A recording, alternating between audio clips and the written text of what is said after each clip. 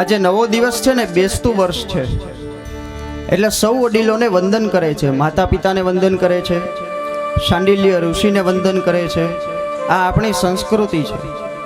આપણું નવું વર્ષ આસો મહિનાના છેલ્લા દિવસે હોય, 31 ડિસેમ્બરે નહીં. એક ક્રિશ્ચન કલ્ચર છે. આપણે હિન્દુ છીએ, આપણી સંસ્કૃતિ સનાતન સંસ્કૃતિ છે. ક્યારથી આપણું નવું વર્ષ બેસે, ક્યારે નવું વર્ષ એનો અંત થાય, એનો આપણને ખ્યાલ હોવો જોઈએ. દિવાળી આવે પછી બેસતું વર્ષ આવે એટલે આપણે એકબીજાને અભિનંદન આપીએ છીએ, વિશ કરીએ છીએ, હેપી ન્યૂ યર. આપણે વિશ કરવાનું હોય, આપણે અભિનંદન આપવાના હોય. નૂતન વર્ષાભિનંદન, નૂતન નવું વર્ષ અભિનંદન, નવું વર્ષ એના અભિનંદન. તમને ગામડાની ભાષામાં કહું તો નવા વર્ષના રામ રામ. સંસ્કૃતિને પકડી રાખો, મૂળને પકડો, મૂળને છોડમાં. મૂળથી જેટલા આગા જાશું ને એટલા હેરાન થશું. આજ વિદેશી લોકો આપણા કલ્ચરને અપનાવવા લાગ્યા છે. ત્યાં વિદેશોમાં પણ મોટા મોટા રાધા કૃષ્ણના, રામ સીતાના મંદિરો બંધાય છે. જે આપણે કરવું જોઈએ એ ઈ લોકો કરે છે, અને જે ઈ લોકોનું હતું એ બધું આપણે અપનાવી લીધું.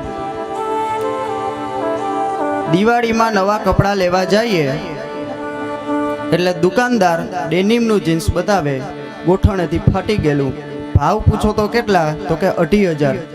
ફાટેલા પેન્ટનો ભાવ 2,500. એના કરતાં કોઈ સારા ગરીબ કાપડવાળાને ત્યાં જઈ અને 500-700 રૂપિયાનું મોંઘું કાપડ લઈને એના સારા સીવડાવીને પહેરવા સારા. બીજાની સંસ્કૃતિ અપનાવવી એના કરતાં આપણી સંસ્કૃતિ અપનાવવી એ વધારે બહેતર છે. એ લોકો આપણી સંસ્કૃતિને સમજવાનો પ્રયાસ કરે છે. આપણને આપણી સંસ્કૃતિનો ગૌરવ નથી. આપણને આપણી સંસ્કૃતિનું ગૌરવ હોવું જોઈએ. ભારતના ઋષિ મુનિઓ એ કઈ બાવા નહોતા. આજના વૈજ્ઞાનિકોની બુદ્ધિ પણ જ્યાં ટૂંકી પડે એવા મહાન બુદ્ધિશાળી ઋષિઓ હતા, મહાન વૈજ્ઞાનિકો હતા. શાસ્ત્રોમાં એણે પોતાનું વિજ્ઞાન ધર્મની પાછળ એવું ભર્યું છે, ધર્મની નીચે એવી રીતે મૂકી દીધું છે. સામાન્ય બુદ્ધિવાળા માણસો આપણે સમજી શકતા નથી. આપણને ઓલાવનું સારું લાગે છે.